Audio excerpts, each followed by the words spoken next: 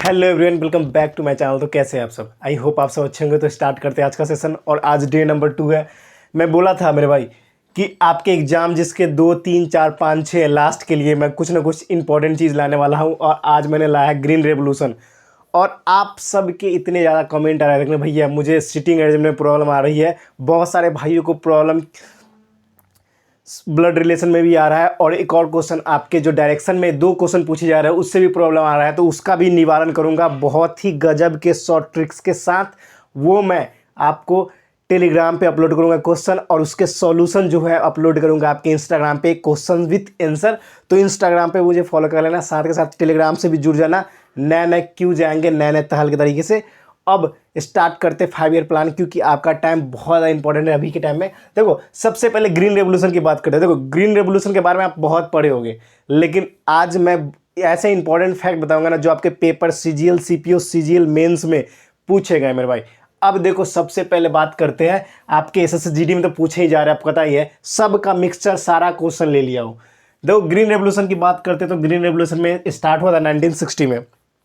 1960 में आपका green revolution start हुआ था, लेकिन हम कैसे इसको क्या कवर करें, कौन कौन सा टॉपिक देख लो। अब 1960 में स्टार्ट किया गया था, और एक क्वेश्चन आपके पूछा गया था सीजीएल और आपके एसएससी एमटीएस में भी, कि ग्रीन रेवोल्यूशन जो इंप्लीमेंट किया गया था कब, थर्ड 5 ईयर प्लान।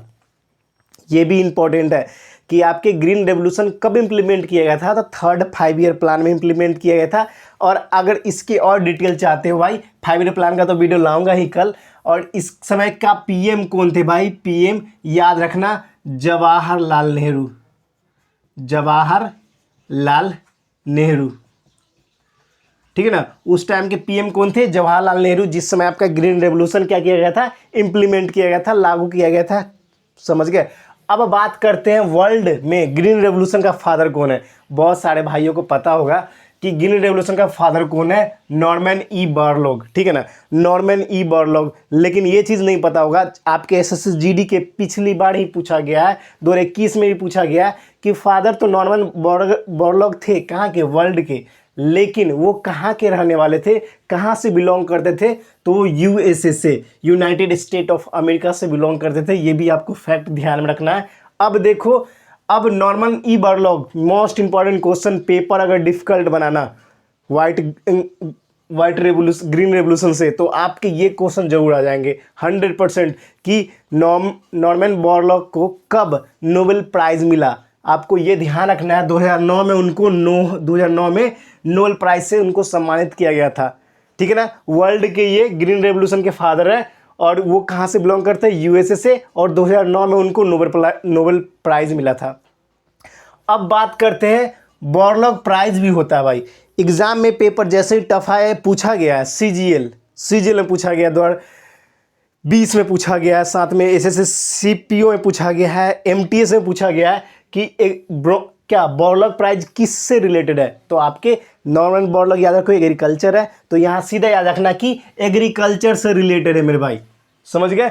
अब बात करते हैं, ग्रीन रेवोल्यूशन सबसे पहले कहाँ स्टार्ट हुआ। देखो, बहुत सारे भाई इसमें भी कंफ्यूज होते हैं, पेपर का क्वेश्चन है भाई, एसएसजीडी का सीधा पिछली बार पूछा गया था, और आगे वाले शिफ्ट में पूछा जाएगा, ध्यान रखना, क्योंकि इससे एक क्वेश्चन कंफर्म हो जाएंगे कि आपका जो ग्रीन रेवोल्यूशन है सबसे पहले मैक्सिको में स्टार्ट हुआ था। नॉर्मन बोरलॉग थे यूएसए के, लेकिन जो यूज किया गया था आपका सबसे पहले स्टार्ट किया था मैक्सिको से।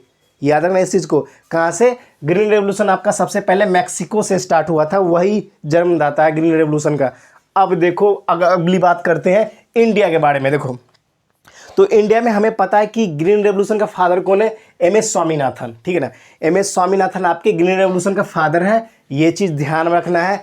अब पूछेगा कि किस टाइम में, जब पेपर टफ आएंगे ना, ऐसे तो 1960 से 1970 दे देता है पेपर में, अगर कहीं टफ पेपर आ गया तो 1966 से 1967 में आपका ग्रीन रेवोल्यूशन का टाइम पीरियड था, 1966 से 1967 में, ठीक है। अब देखो, एसएससी एमटीएस 2023 में क्वेश्चन पूछा गया था कि फोकस किस पे किया गया था सबसे ज़्यादा। अब देखो, उसमें ना 4 ऑप्शन थे, वीट थे, राइस थे, ज्वार थे, मेज थे। ये चारों चीज़ों पे फोकस किया गया था, लेकिन आपके सबसे प्रायोरिटी रूप से किस चीज़ पे फोकस किया गया था, ये क्वेश्चन पूछ दे तो आपको याद रखना है वीट पे प्रायोरिटी रूप से सबसे ज़्यादा फोकस किया गया था। इस चीज़ को ध्यान रखना, ये फर्स्ट नंबर पे आएगा मेरे भाई। अगर सेकेंड नंबर से पूछे तो राइस आएगा। ये क्वेश्चन सीधा सीधा SSC MTS का 2023 में पूछा गया क्वेश्चन है ये, ठीक है ना, उस वहाँ से मैं निकाल के लाया हूँ। अब बात करते हैं इंडिया में मैक्सिमम कहाँ पे ये अटैम्प्ट किया गया था आपका ग्रीन रेवोल्यूशन। तो ये चीज़ आपको ध्यान रखना है कि भाई यूपी, पंजाब, हरियाणा, आंध्र प्रदेश, आपको ये नाम याद होने चाहिए, क्योंकि ऑड में पूछा जा सकता है कि किस स्टेट में आपका ग्रीन रेवोल्यूशन नहीं किया गया था। तो आपको ध्यान रखना है कि यूपी, पंजाब, हरियाणा, आंध्र प्रदेश से इम्प्लीमेंट किया गया था। इसमें से कोई अलग ऑप्शन दे देगा आपको और उसमें से ऑड पूछ लेगा। ये भी पूछा गया क्वेश्चन है, ये भी आपके SSC, CGL, MTS, CPU, ये सारे में पेपर में आया है ये। अब अगली बात करते हैं, आपको मैंने बता दिया कि थर्ड ईयर प्लान के टाइम में इस जो ग्रीन रेवोल्यूशन को इम्प्लीमेंट किया गया था, ये चीज़ तो समझ गए आप। अब देखो बहुत ही टफ क्वेश्चन अगर आ जाए कि इससे बाहर कुछ भी नहीं आएगा ग्रीन रेवोल्यूशन, याद रखना, तो आपको मैक्सिकन वीट, एक मैक्सिकन वीट है जो मैक्सिको से लिया गया था। मैंने बोला था ना कि वहीं से स्टार्ट किया गया था ग्रीन रेवोल्यूशन, तो मैक्सिकन वीट है ना, वहीं से जो सीड का नाम था ना वो सोनालिका और कल्याणी सोना था। ये सोनालिका और कल्याणी सोना दो टाइप के सीड्स थे जो हाई यील्डिंग वैरायटी सीड्स थे। क्या? HIY, high yielding variety seed, high yielding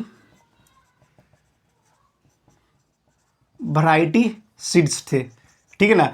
high yielding variety seeds थे, मतलब जिसकी उपज बहुत ज़्यादा होती थी उस सीड से, उसका क्या नाम था? सोनालिका और कल्याणी सोना। याद रखना इस चीज़ को। अब देखो पेपर में ये भी पूछा गया है कि ग्रीन रेवोल्यूशन का साइड इफेक्ट क्या है। भाई हर एक चीज़ का साइड इफेक्ट होता है, ये भी आपके SSC CGL में पूछा गया है, CPU MTS। भाई पेपर में सीधा सीधा क्वेश्चन फंस रहा है ये सारे, और इससे बाहर एक भी क्वेश्चन नहीं आएगा। अब देखो साइड इफेक्ट की बात करें तो क्या हुआ, वाटर लेवल, जो ग्राउंड का वाटर लेवल था उसका क्या होता है? ड्रॉप देखने को मिला, मतलब डिक्रीज देखने को मिला। साथ में सॉइल जो है अल्कलाइन हो गया। अल्कलाइन कहने का अर्थ आता है कि आपका जो देखे नहीं हो, सॉइल की फर्टिलिटी रिड्यूस हो गई थी। ये भी पेपर में आ सकता है कि सॉइल की फर्टिलिटी क्या हुई थी? रिड्यूस हो गई थी। इस चीज़ को ध्यान रखना आप, सॉइल की फर्टिलिटी क्या हुई थी? रिड्यूस हो गई थी। इस चीज़ों को भी ध्यान रखना है आपको। तो ये सारे इंपॉर्टेंट कॉन्सेप्ट है मेरे भाई, और ये सारे कॉन्सेप्ट आपके जितने भी लिखा हो ना सब पेपर में पूछा गया है, हर एक बार पूछा गया। तो ये इन्फॉर्मेशन आपको बहुत ही इंपॉर्टेंट है। आज Day 2 है, सभी भाइयों को शेयर करो, लाइक करो, सब्सक्राइब करो, और साथ में याद रखना इंस्टाग्राम पे भी मैं इसको अपलोड कर दूंगा, साथ के टेलीग्राम पे भी अपलोड कर दूंगा। इसकी स्क्रीनशॉट ले लो आप, ठीक है, नहीं तो इसकी PDF में अपलोड कर दूंगा इंस्टाग्राम और टेलीग्राम पे। और एक और इम्पॉर्टेंट बात में भाई, इंस्टाग्राम पे जरूर फॉलो कर लेना, क्योंकि वहाँ पे मैं आपको बहुत सारे इंपॉर्टेंट डेट जो आपके एग्जाम में सीधा सीधा पूछा गया है, जैसे आपका भी कप से रिलेटेड जितने भी है सारे कप मैं अपलोड कर दूंगा, समझ गए। उसके बाद कल मैंने दिया था आपको क्या, कल मैंने आपको जितने भी इंस्ट्रूमेंट थे, इंस्ट्रूमेंट के वादक को ने वो दिया था, तो उसके भी PDF में अपलोड कर दूंगा। तो इंस्टाग्राम पे जरूर फॉलो कर लेना, लिंक मैं कम्युनिटी में दे दूंगा, डिस्क्रिप्शन में दे दूंगा, ठीक है। तो फिलहाल इतना ही। जय हिंद, जय भारत, वंदे मातरम, और चैनल को सब्सक्राइब और लाइक जरूर करके जाना।